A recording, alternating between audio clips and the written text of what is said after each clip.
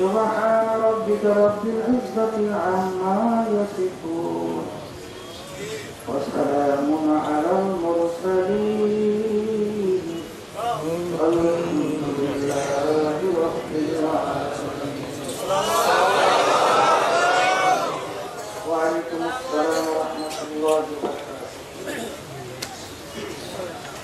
الحمد لله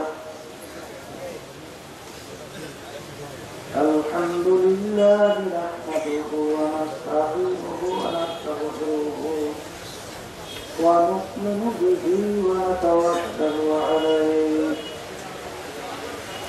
ونعوذ بالله من شرور أنفسنا من يهده الله فلا مضل له ومن يضلله فلا هادي له ونشهد أن لا إله إلا الله وحده لا شريك له ونشهد أن محمدا عبده ورسوله. أما بعد فأعوذ بالله من الشيطان الرجيم.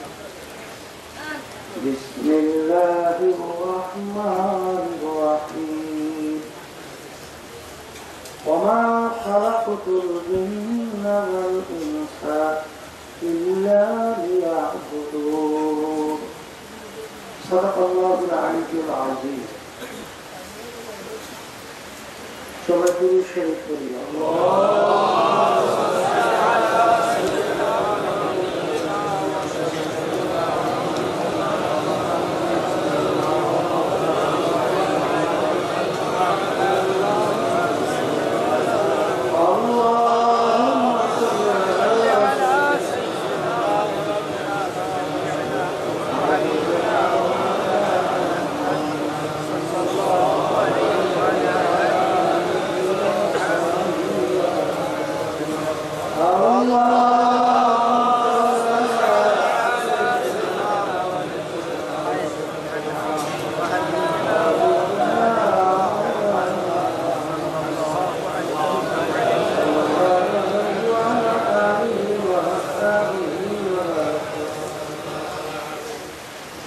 বর্ষার মধ্যেও কষ্ট স্বীকার করে দেবী মাহাবীরে আসার বছর আলোচনা করার শোনার যে তৌফিক আল্লাহ দান করলেন, শুকরিয়া আলহামদুলিল্লাহ। যেই ইবাদতের ভিতরে কষ্ট যত বেশি তার সওয়াব তত বেশি। যারা খালেস নিয়তে আল্লাহকে রাজি খুশির উদ্দেশ্যে মাহফিলে আসছেন, এই ওসিলাও আল্লাহ মাফ করে জান্নাতের ব্যবস্থা করতে পারে।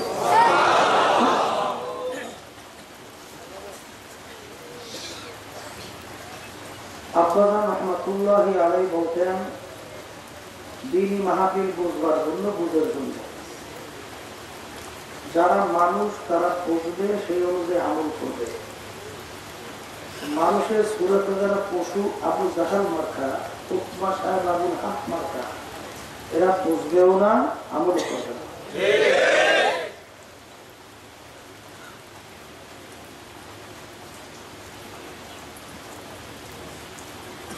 আমি আপনাদের সামনে কোরআন কারীম থেকে আয়াত শরীফ তেলাওয়াত করে শুনিয়েছিলাম। আল্লাহ রাব্বুল আলামিন আয়াতের ভিতরে বলছেন, মানুষ এবং জিন এই দুইটা জাতিকে আমি সৃষ্টি করছি আমার ইবাদতের জন্য। 18,000 কম বেশি মাখলুকাত আল্লাহ সৃষ্টি করছেন। এর ভিতরে আল্লাহ রাব্বুল আলামিন আমাদেরকে বানাইছেন তার ইবাদতের জন্য, আর অন্যান্য সমস্ত মাখলুকাত আল্লাহ বানাইছেন আমাদের জন্য। কথা কেমন? সূর্য আমরা দেখছি, দেখি না? দেখি না? সূর্য আমাদের দরকার আছে না? কিন্তু একটা মানুষ যদি দুনিয়া না থাকে, সূর্যের কি হবে? তাইলে সূর্যের আমাদের দরকার নাই, শুধু আমাদের সূর্যের দরকার। গাছ বানাইলে আল্লাহ আমাদের জন্য। একটা মানুষ দুনিয়াতে না থাকলে গাছের কিন্তু কিছু আসে যায় না। মাছ বানাইলে আল্লাহ আমাদের জন্য। মাছ না থাকলে আমাদের মানুষের অসুবিধা। কিন্তু মানুষ না থাকলে মাছের কোনো অসুবিধা? প্রত্যেকটা মাখলুকাত দেখবেন, গরু বানাইলে আল্লাহ কাদের জন্য? মানুষ না থাকলে গরুর কোনো সমস্যা আছে? তাহলে সমস্ত মাখলুকাত আল্লাহ বানাইলো কাদের জন্য? আর আমাদেরকে আল্লাহ কেন বানাইলো? এটা মুখস্থ করেন, কিসের জন্য? তার ইবাদত।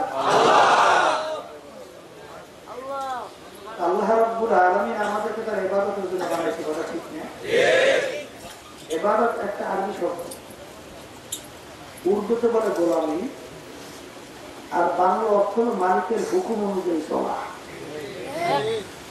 এক কথায় মালিকের হুকুম অনুযায়ী চলার নাম হলে ইবাদত, কথা ঠিক না?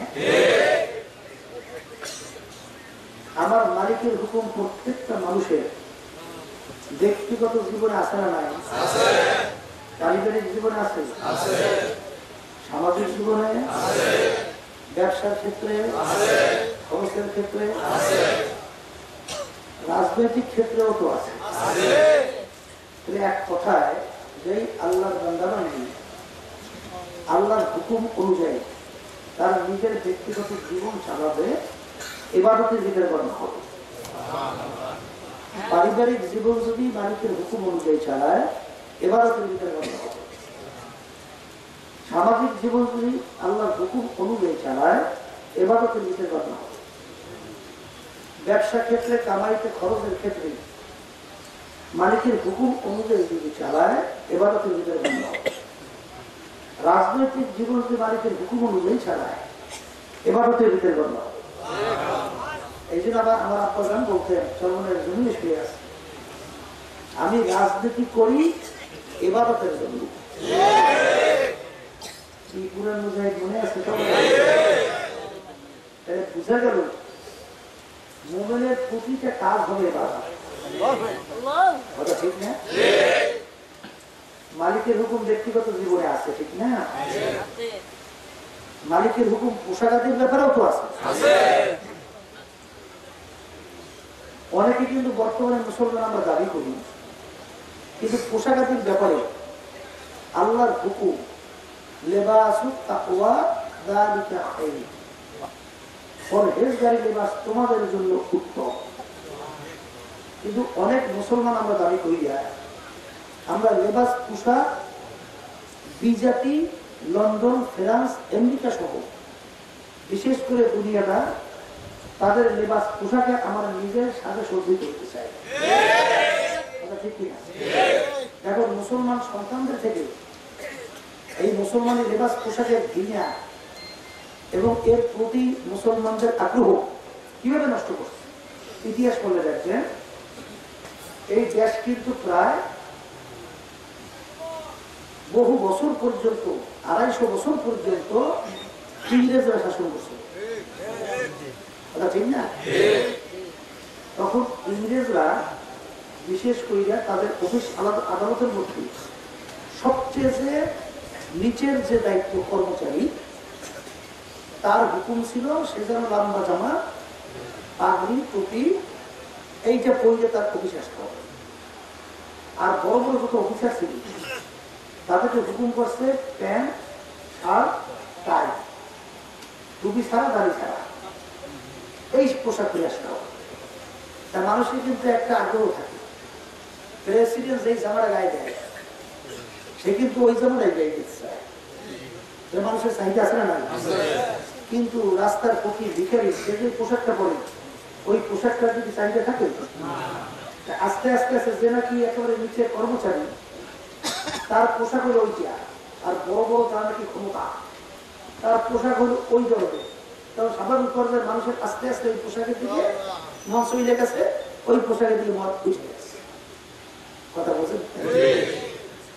এইভাবে কিন্তু আস্তে আস্তে দেখবেন এক শ্রেণী মুসলমান আছে, যখন ওদের সমাজের ভিতরে যায় তখন কিন্তু আর বামাত দিয়ে খাওয়া শুরু করে, আবার খাড়াই খাড়ি খাওয়া শুরু করে, আবার খাওয়ার পর পেলে যদি কিছু রেখে দেয়, যদি জিজ্ঞাসা করি ব্যাপার কি, এটা বলেন সমাজের ভিতরে নিয়ম একটা, আমি আরেকটা বলে কেমন দেয়।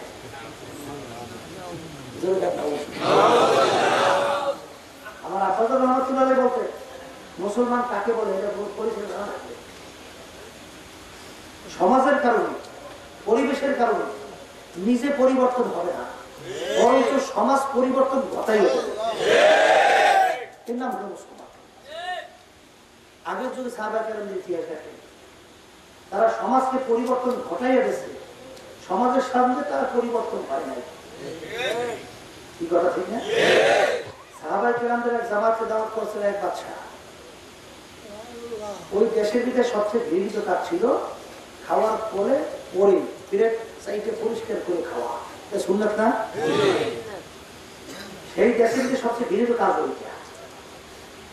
এখন বাদশা সাহাবায়ে কেরামদের জামাতকে বলতেছে, হুজুর আমরা তো জানি খাওয়ার পর আপনারা প্লেট পরিষ্কার করে সাইডে খান, আমাদের সবচেয়ে ঘৃণিত কাজ ওইটা। হুজুর বাদশার আপনারা মেহমান, যদি এই কাজটা আজকে আপনারা করেন তাইলে আমি সমাজের ভিতরে মুখ দেখাবো কিভাবে? বাদশার মেহমান কোথা থেকে এই ধরনের নিচু শ্রেণীর লোক তাদেরকে নিয়ে আসছে বাদশার মেহমান হিসেবে, সবচেয়ে খারাপ কাজটা করে, ঘৃণিত কাজটা, আজকে আমার সম্মান এই কাজটা করবো না।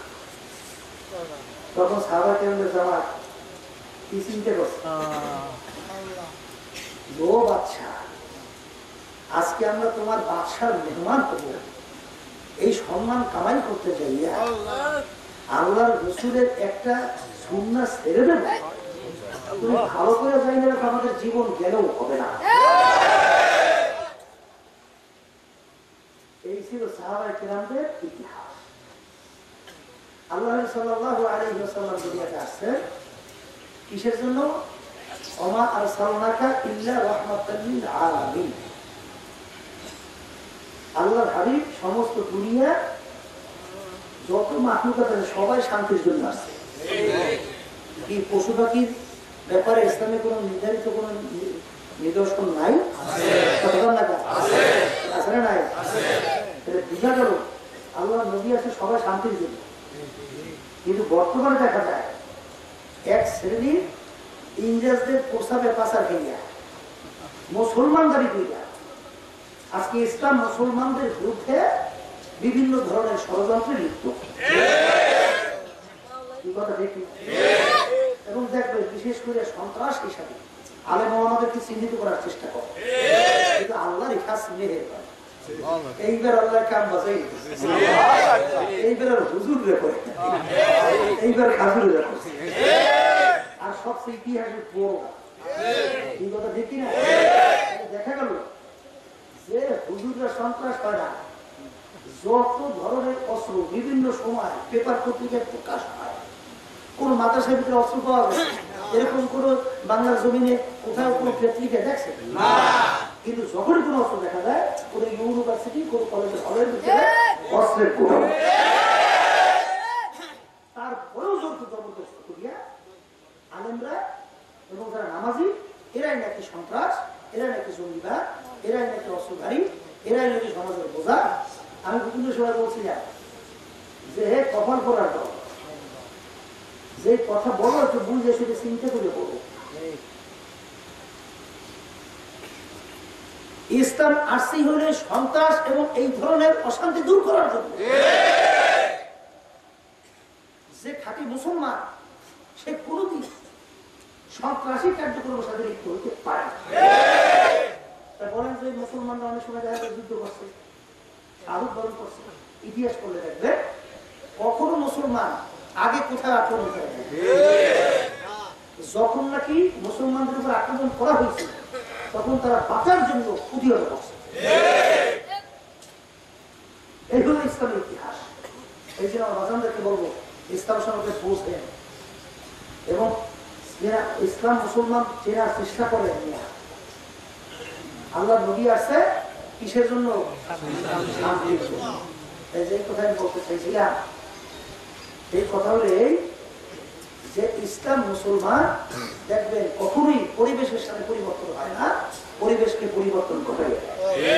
আল্লাহ রাসূল সাল্লাল্লাহু আলাইহি ওয়াসাল্লাম দুনিয়াতে আসার পরে যখন নাকি নবুয়ত পাইলেন কাফেরদের বিরুদ্ধে, ওদের কার্যক্রমের বিরুদ্ধে এবং ওদের ভূত পূজা সহ বিভিন্ন কার্যক্রমের বিরুদ্ধে এবং এক আল্লাহর উপর ঈমান আনার ব্যাপারে যখন আল্লাহ রাসূল দাওয়াত দেওয়া শুরু করলেন তখন তারা প্রস্তাব নিয়ে গেছিল যে তুমি তো আমাদের বাপ দাদা ধর্ম সম্পর্কে বিভিন্ন ধরনের সব শেষ করতে চাও, ইতিহাস সব মুছে ফেলতে চাও, তুমি চাও কি ধনী হইতে চাও?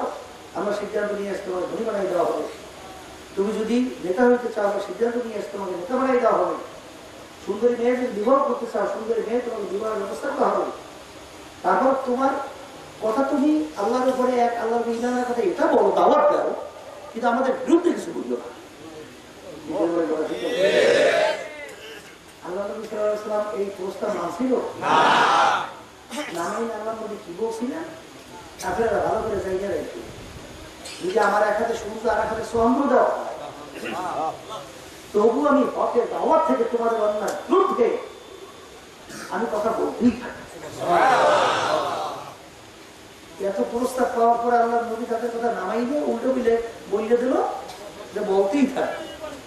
এক পর্যায়ে কি হইল, আল্লাহ নবী তার জন্মভূমি মক্কা শরীফ সেখানে থাকতে পারে আছে হিজরত করে যায় তো মদিনায় যাইতেছে হিজরত করিয়া। জন্মভূমির মায়া আছে না নাই? জন্মভূমির মায়া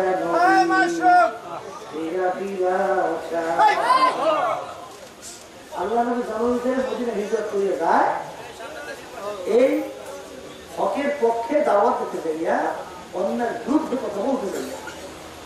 আল্লাহ নবীর দামদান মোবারক পর্যন্ত শহীদ হয়ে গেছিল।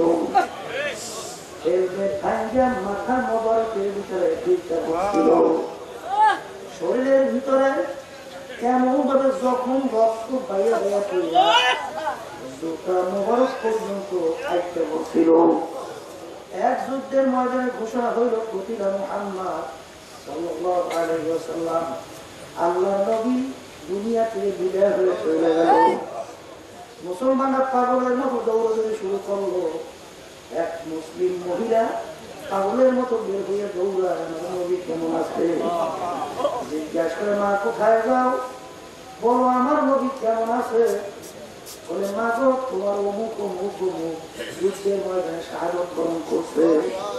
বলে শুনতে চাই না তা, বলো কেমন আছে আমার দয়ার নবী? আমরা যে তার দয়ার উম্মতের করুণাম। এই ছিল আমার নবীর ইতিহাস, এই ছিল সাহাবায়ে কেরামের ইতিহাস।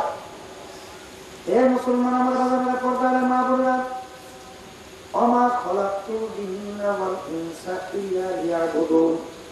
রব্বুল আলামিন আমাদেরকে বানাইলো তার ইবাদতের জন্য। ইবাদত শব্দের অর্থ মালিকের হুকুম অনুযায়ী চলা।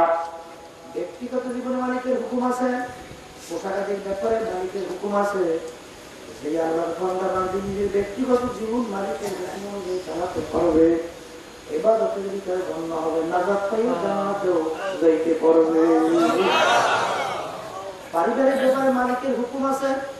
এক শ্রেণী আমার বাবারা আছে, নিজে নামাজ পড়ে আলহামদুলিল্লাহ, হজ করছে, হাজি তাও ভালো, তাসবিহ মাওলার জিকির করে তাও ভালো, আল্লাহু আকবার দান সদকা খুব করে তাও ভালো, কিন্তু ঘরে মেয়েটা আছে নামাজ পড়ে না, ছেলেটা আছে নামাজ পড়ে না, স্ত্রী নামাজ পড়ে না, মেয়েটা বেপরদায় চলে, স্ত্রী বেপরদায় চলে, ছেলেটা বেপরদায় চলে। ও নামাজি, মালিক কি বলছে শুনে রাখো, ও আনফুসাকুম ওয়া আহলিকুম নারা, নিজে জাহান্নামের আগুন থেকে আগে বাঁচো, আর পরিবার পরিজনকে জাহান্নামের আগুন থেকে বাঁচাও। বাজারেরা নিজে ইবাদত করলে হবে না, তোমার আওতাধীন তোমার কর্তৃত্বের ভিতরে যতক্ষণ পর্যন্ত ছেলে সন্তান সবকিছু থাকবে, তাদেরকে নামাজি বানানো লাগবে। যদি তাদেরকে তোমার আওতাধীন থাকা অবস্থায় নামাজি দিনদার না বানাইতে পারো, আর যদি চেষ্টা না করো, তোমার কপালে দাগ পড়তে পারে, তুমি ভালো করে জানি না তুমি বেহেশতে যেতে পারবা। আল্লাহর বান্দারা নিজের পারিবারিক জীবন মালিকের হুকুম অনুযায়ী চালাতে পারবে, নাজাত পাইয়া আল্লাহর ফজল করবে, জান্নাতে যাইতে পারবে। সামাজিক জীবনে মালিকের হুকুম আছে। বাজান শুধু নিজে খাই, নিজে আরামে থাকি, আমার পাশের ভাই কি অবস্থা, খাইয়া থাকলো না খেয়ে থাকলো, অসুস্থ, সে অভাবের কারণে চিকিৎসা করতে পারে না, সমাজের ভিতরে অন্যায় অবিচার করতেছে, যদিও তোমার পাশে আল্লাহর বান্দারা না খাইয়া যদি খোদা রাখে কষ্ট পায়, মারা যায়, তুমি যদি তোমার পেটের ভিতরে খাদ্য ঢুকো, ওটা খাদ্য পেটের ভিতরে যাবে না, জাহান্নামের আগুন তোমার পেটে যাবে। তোমার সামাজিক ব্যাপারও তোমার আমার দায়িত্ব আছে না নাই? দালালি ব্যবসার ক্ষেত্রে মালিকের হুকুম আছে না নাই? আহাল্লাহুল বাইআ ওয়া হারামার রিবা, আমার মালিক ঘোষণা করছেন ব্যবসা তোমাদের জন্য আমি হালাল ঘোষণা করলাম, আর সুদকে তোমাদের জন্য হারাম ঘোষণা করলাম। কি বলছে আল্লাহ? বর্তমানে দেখা যায় অনেক মুসলমান কলেমা পড়ছে, নামাজও পড়ে, ওদিকে সে সুদের সাথে জড়িয়ে আছে। অনেক মুসলমান সন্তানদের কথা শোনা যায়, তাদের ঘরের স্ত্রী ওই বিভিন্ন খ্রিস্টান, বিভিন্ন বিজাতি, ওই এনজিওর সদস্য হয়।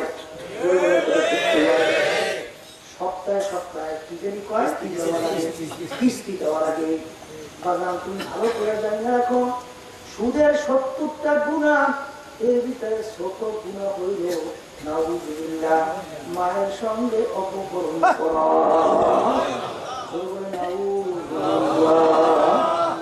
যে মুসলমান দাবি করবে জীবন গেলেও সে কোনদিন সুদের সঙ্গে জড়াতে পারবে না। আর ওদিকে তুমি যদি হালাল ব্যবসায়ী হও, আল্লাহ রাব্বুল আলামিন হালাল ব্যবসায়ীদেরকে হাসর নাসর করাইবেন সিদ্দিকীনদের সঙ্গে এবং নবীদের সঙ্গে। খরচের ভিতরে বাবা ভালো করে যাই না, রাখো হালাল যে কামাই করে এটাও কিন্তু খরচ, হালাল যে কামাই করা কিন্তু খরচ। এই জন্য বাগানদেরকে বলবো ব্যবসা ক্ষেত্রেও কিন্তু মালিকের হুকুম আছে না? আল্লাহর বান্দারা রাজনৈতিক ক্ষেত্রে মালিকের হুকুম আছে না নাই? বর্তমানে দেখা যায় সিনেমার বাবা সরকারের মা বোনেরা, বর্তমানে বাংলাদেশের ভিতরেও আছে মানব রচিত নিয়ম নীতি তন্ত্র মন্ত্র। বর্তমানে বাংলাদেশে ৯২ জনের মতো শতকরা মুসলমান। এই বাংলাদেশের ভিতরে বর্তমানে যে নিয়ম নীতি আদর্শের মাধ্যমে দেশ চলছে, প্রচলিত গণতন্ত্র, যার প্রভাব হলো আমেরিকার আব্রাহাম লিঙ্কন খ্রিস্টান। এই প্রচলিত গণতন্ত্রের থিওলজি ছিল Government by the people, for the people, of the people. এক কথায় তিনি বুঝাতে চায় সমস্ত ক্ষমতার মালিক জনগণ। এইটা কিন্তু বর্তমানে যে রাজনৈতিক দলগুলো আছে, দুনিয়ামুখী রাজনৈতিক দল কিন্তু এই নীতি আদর্শ লালন পালন করে, এইটা বাস্তবায়নের জন্য চেষ্টা করে। ও আল্লাহর বান্দারা, পর্দার মা বোনেরা, মনকে বোঝানো লাগবে আমার মালিক কি বলছে শোনো। অমাল্লাম ইয়াহকুম বিমা আনজালাল্লাহু ফাউলাইকা হুমুল কাফিরুন ফাসিকুন যালিমুন। যে আমার নিয়ম অনুযায়ী রাষ্ট্র পরিচালনা করবে না, ওরা কাফের, ওরা জালেম, ওটা আছে। ঠিক কিনা? অনেকে ইসলামের নিয়ম নীতি শুনলে ভয় পাও, আমরা ভালো করে বলবো ইসলাম কিন্তু আছে শান্তির জন্য।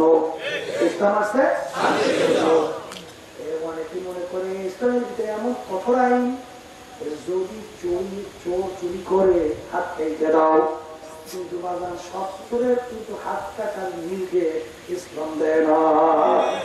পয়সা কেমন কেউ যদি অভাবে চুরি করে, কিটে ওর হাত কাটার নির্দেশ ইসলামে নাই। কিন্তু কেউ যদি স্বভাবে চুরি করে, ইসলাম বলছে ওর হাত কেটে দাও। বাংলাদেশের ভিতরে আমাদের দেশে এমপি মন্ত্রীরা অভাবে চুরি করে,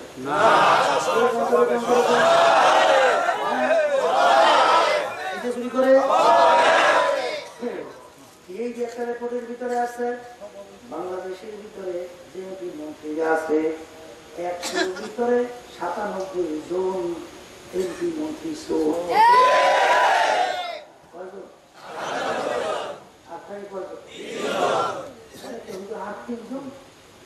তারা মন্ত্রী যে 3 জন চোর, কিন্তু একটু কম কি, আর বাকিগুলো বাংলাদেশের মানুষ যদি আজকে যদি আল্লাহু আকবার স্বভাবই চোর, যদি ধরে একটা হাত কেটে দাও, দেখ আল্লাহর ফজলে বাংলাদেশ সুন্দর। হ্যাঁ, সৌদি আরবে 5 বছরে একটা আটকানো যায়, 10 বছরে তো 16,000 একটা আটকানো যায়। কি কথা, 10 বছরও তো একটা আটকানো যায়। তাহলে স্বভাবের চোরগুলো আটকানোর দরকার নাই। আমার রিক্সাওয়ালা রাস্তা রিক্সা খারাপ, গরম মাথার ধান করতে থাকে, সেই টাকারও সরকারি ধান জমা হয়। কি রিক্সার গ্যাস ট্যাক্স নাই? এবার আপনার প্রত্যেকটা ব্যক্তির উপরে ট্যাক্স নাই? এই টাকা যাই জমা কোন সরকারি ধান। এই টাকাগুলো ওই সোলার আসলে, আর এমন নিকৃষ্ট চোর। অনেক সময় বন্যা বাদলের কারণে বাংলাদেশের ভিতরে বিদেশের বিস্কুট করে, বিস্কুট এমন নিকৃষ্ট চরিত্রের চোর, বিস্কুট পর্যন্ত শুরু করে। আর হ্যাঁ কিছু আডে এক শ্রেণী হলো নামাজি, আবার মুসলমান করে অমুগ্ধ রইল, আমি অমুগ্ধ রইল। কিসের নেতা, কিসের লোক?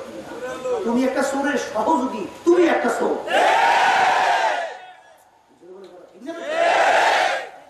কোনো জ্ঞানী, কোনো ভদ্র মানুষ কোনোদিন চোরের সহযোগিতা করতে পারে না।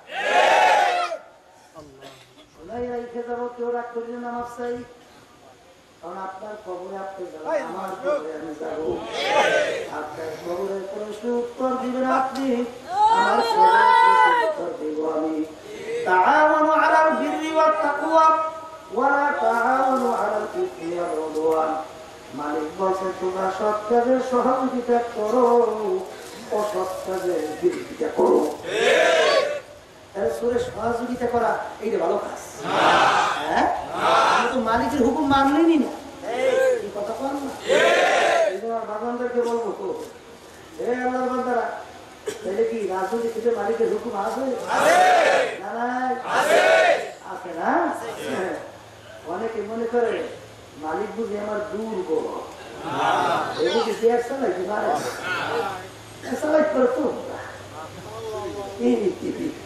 এই জন্য তো তামাম দুনিয়া অশান্তির আগুন ধাউ ধাউ করে জ্বলতেছে। আর ইতিহাস পড়ো, যেখানে মালিকের হুকুম অনুযায়ী যেখানে যে সমাজটা চলছে, যে ঘরটা চলে, ওইটার ভিতরে শান্তি। আর কোথায় শান্তির দেশ শুধু জাহান্নামের আগুনের মতো এই কথা ঠিক। ইসলাম কি শিক্ষা দেবে জানে?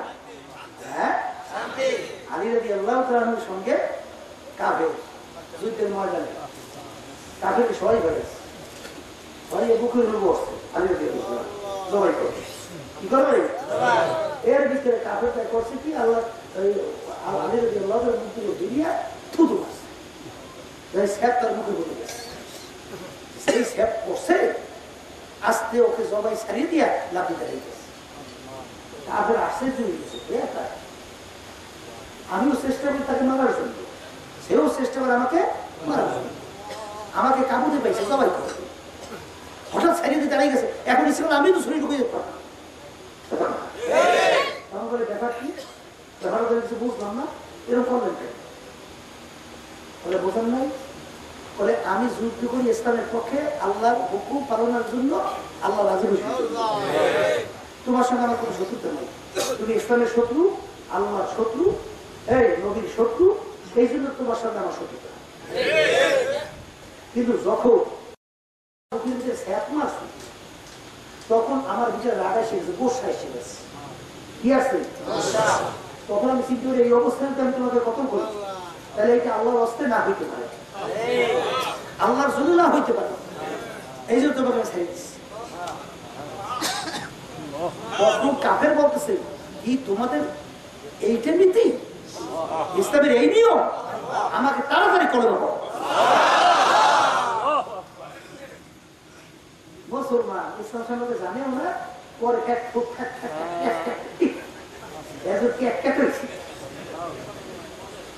সবচেয়ে দুনিয়ার বিদেশ বড় সন্ত্রাস, তাদের ভাষা পড়ার জন্য পাগল হয়ে গেছে। আমার ইংলিশ মিডিয়ামে পড়ে, ইংলিশ মিডিয়ামে পড়ে পরে কি করে খারাইয়া খারাইয়া মুখে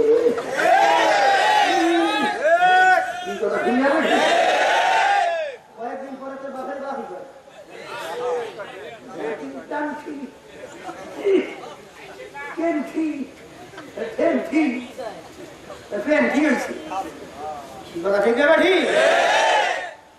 অনেক অন্য ভাষা শেখানোর পরে এটা বুঝি গুরুত্ব দেন না, আর এটাকে দেখতে পারে এই কথা কি ঠিক, ইংরেজি ভাষা শেখা, বাংলা ভাষা শেখা, অন্য ভাষা শেখা, এটা দোষ না, কিন্তু মুসলমান আগে শিখবে ইসলাম। ইংরেজি শিখে ইংরেজ হবা, এইটা কোনদিন ইসলাম পছন্দ করে না, এটা কেউ ছাড়তে না, এই কথা ঠিক না? বাজান তো রাগ করছে, হ্যাঁ বাজান ইসলাম বোঝার চেষ্টা করে, শেখার চেষ্টা করে, দুনিয়াতেও শান্তি, আখিরাতেও মুক্তি। আর সেই নীতি আদর্শ নিয়ে চলছো, দুনিয়াতেও শান্তি, আখিরাতেও শান্তি।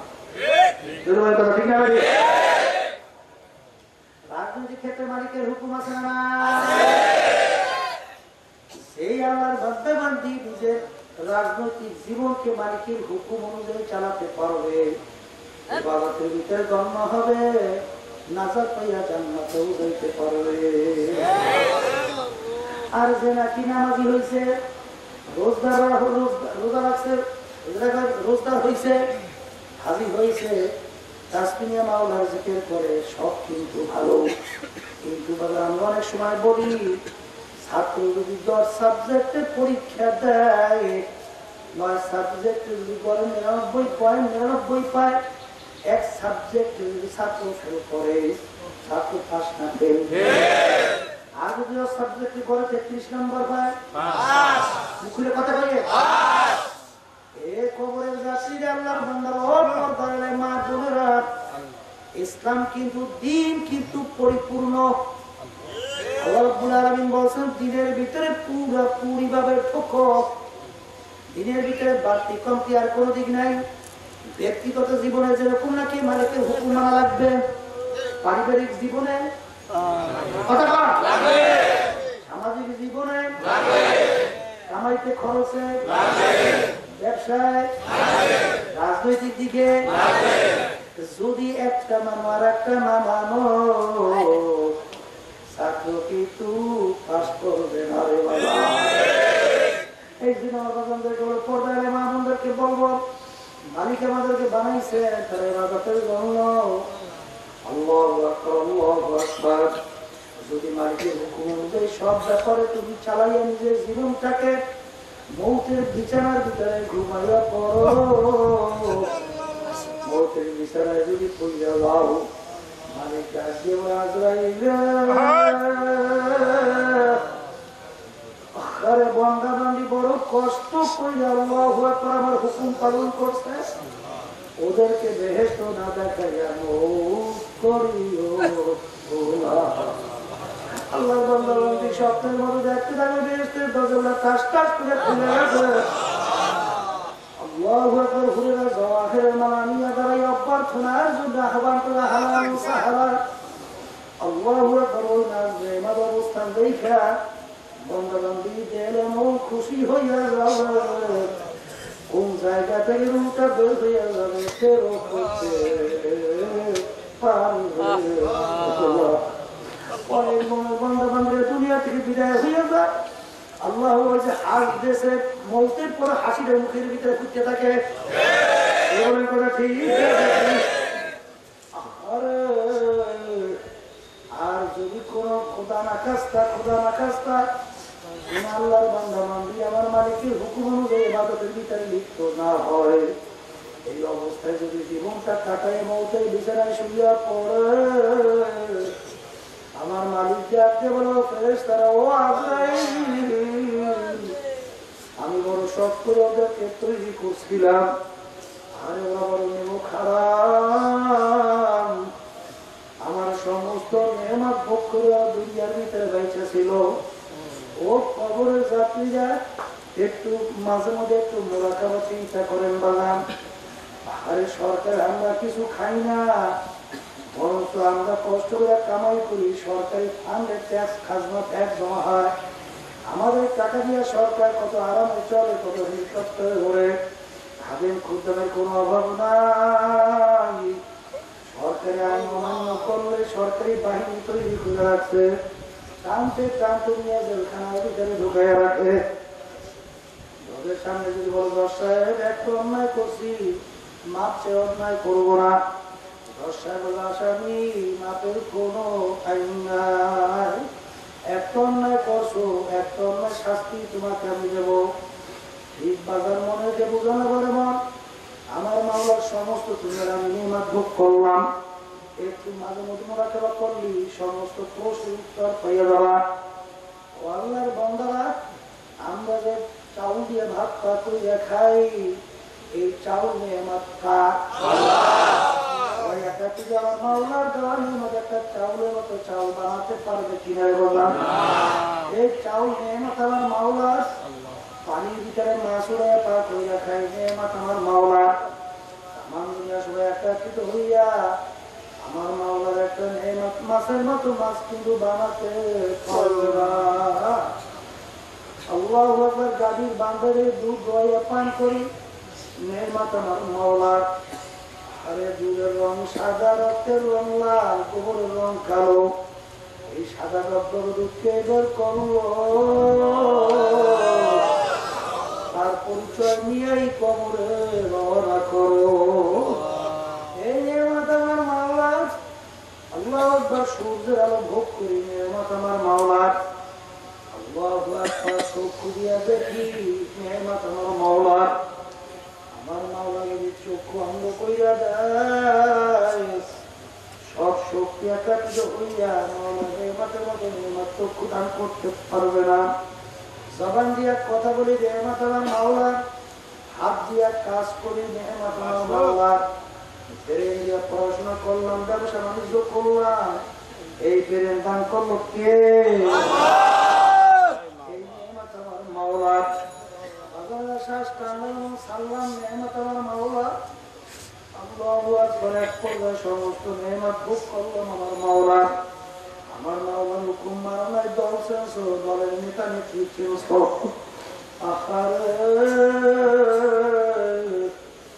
নেতা নেতা কইয়া বন্ধু বন্ধু কইয়া বিভিন্ন কায়দায় কায়দায় স্লোগান দেওয়া। এখন মৌতের বিছানায় শুয়ে দেখো ও এখন তারা তো কেউ পাশে না। আল্লাহ রাব্বুল আলামিন যার জন্য আজরাইল নাফরমানকে আল্লাহু আকবার জাহান্নাম না দেখাইয়া মউত আজরাইল সালাতু ওয়াসসালাম আসে যাবে, তার মাথা আসমানে পা তার জমিনে, দুনিয়া জোড়া তার শরীর, এক হাত মাস লেগে এক হাত মারবে। দিঘির মতন নীল রঙের মতো দুইটা চক্ষু, সমস্ত শরীরের ভিতরে লম্বা লম্বা কালো কালো কতগুলো পশম। আজরাইল সালাতু ওয়াসসালাম আসে হাত মারি বলো, রে কবি আজীবন আমার মাওলার সমস্ত আমার কত হুকুম মানো নাই, মাওলার হুকুমের একদম ধরিয়ে নেওয়ার জন্য। আর এই অবস্থা থেকে আগুন আল্লাহ প্রত্যেক ফসলের গোড়া দিয়ে আগুনের জিব্বা বাইরে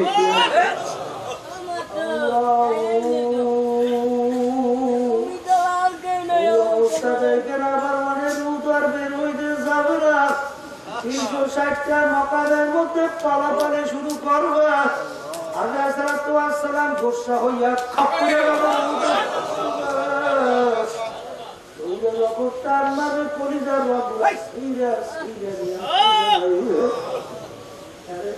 গেল। আর দ্বিতীয়বার আর কোনো দিন ফেরত আসতে পারবে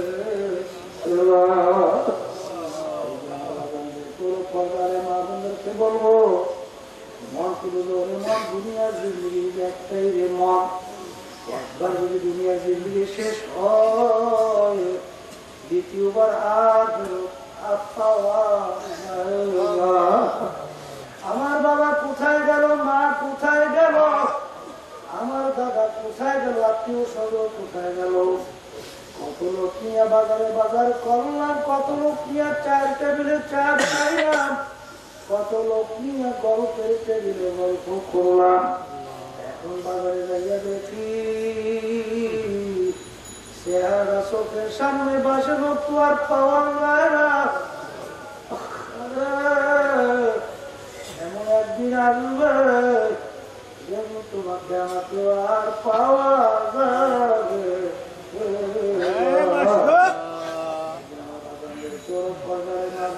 বলবো একটু মাঝে মাঝে মন্ত্রী ধরে আজকে দুনিয়ার ভিতরে গরমের দুপুরের সময় যখন সূর্য তাপ পাওয়া শুরু করে, ঠান্ডা গরমের ভিতরে তুমি আর আমি সূর্যের তাপের গরম সহ্য করতে পারি না। কিয়ামতের ময়দানে আমার মালিক এই সূর্যের মাথার উপরে দূর করে ছাইরা দেবে, ছাইরা দিয়ে বলবে, মালিক বলবে আল্লাহু আকবার আল্লাহু আকবার, ও সূর্য তোর ভিতরে যত তাপ আছে ছাইরা দেয়, নাফরমান বুঝু আমি মাওলা কেবল। কিয়ামতের ময়দানে বাড়ি নাই, ঘর নাই, পানি নাই, বাগুনের জায়গা নাই, ছায়ার কোনো ব্যবস্থা নাই। আর সূর্যের তাপে কিয়ামতের ময়দানটা পুড়িয়া চামড়ার মতো লাল হইয়া যাবে। সূর্যের তাপে নাফরমানদের তালুটা টাস টাস কইরা ফাইটা মাগুরা পাথর মতো পাইয়া পাইয়া পাইয়া পড়ে যাইবে। লা ইয়ামুতু ফিহা বান্দরগুলা মরগুলা মৌত তালাশ করিয়া পাওয়া যাবে না। ইজাতলা দিশে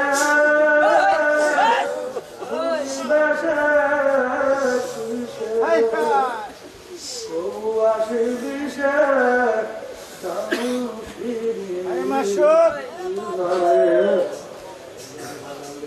পর্দারে মারো দেখতে পারবো দুনিয়ার জিনিসগুলো দেখছেন অনেকটা শেষ হয়ে যায়।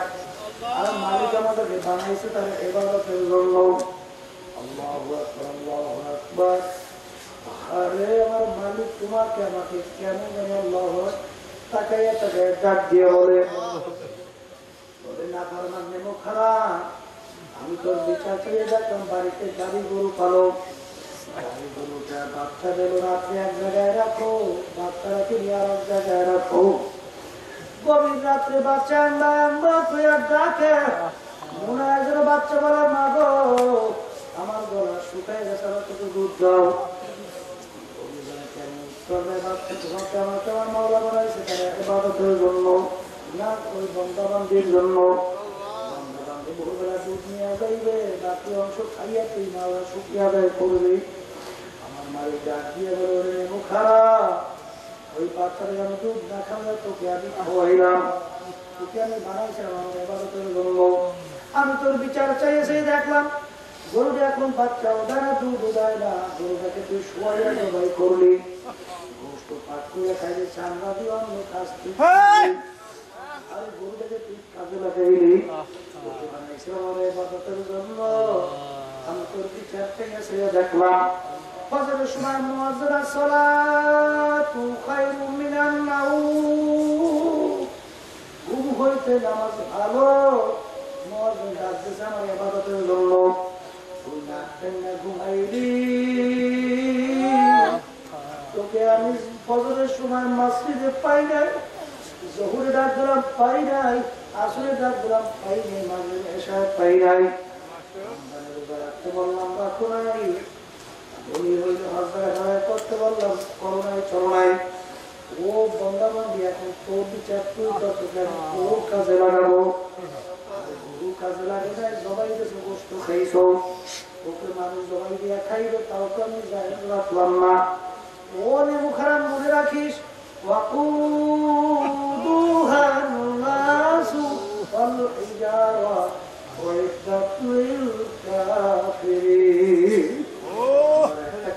আমার একটা চুলা আছে, ওই চুলার নাম হলো জাহান্নাম, ওই চুলার আগুন জ্বালাইতে তোর না ফরমানের আগুনই লাগবে।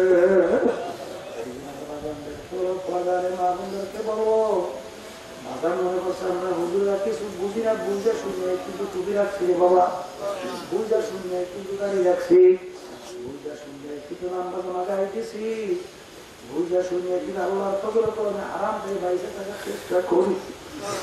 মনে করছো বুঝি না, ও দুনিয়ার পাগল আমার বাজারেরা এত ইসলামের শত্রু দুনিয়া থেকে গেল, আজ পর্যন্ত কোরআন কেউ কিন্তু ভুল বের করতে পারে নাই। এখন আমাদের মাঝে আছে, যদি কোরআন সত্য হয় সব কিন্তু সত্য, না ফরমানের জন্য জাহান্নামের আগুন তাও কিন্তু সত্য।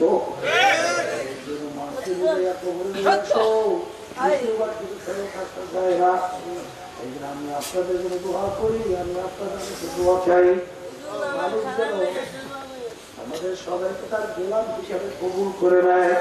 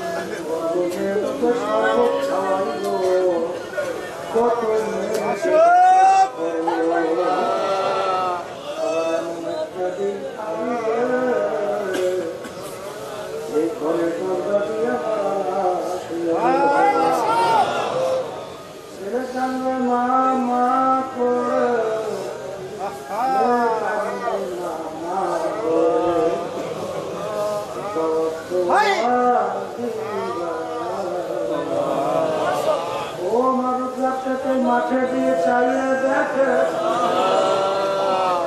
আপনার বাবা কিভাবে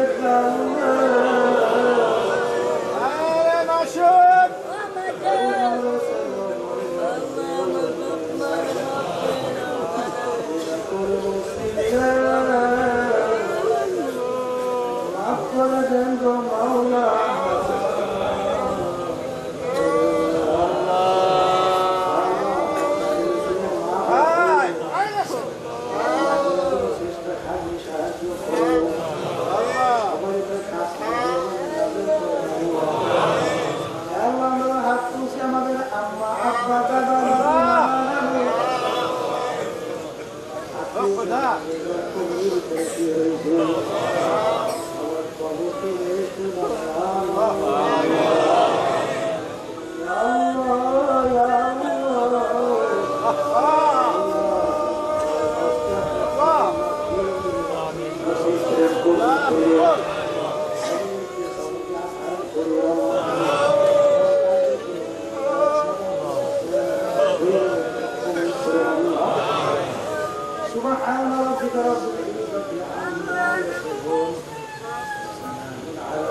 المرسلين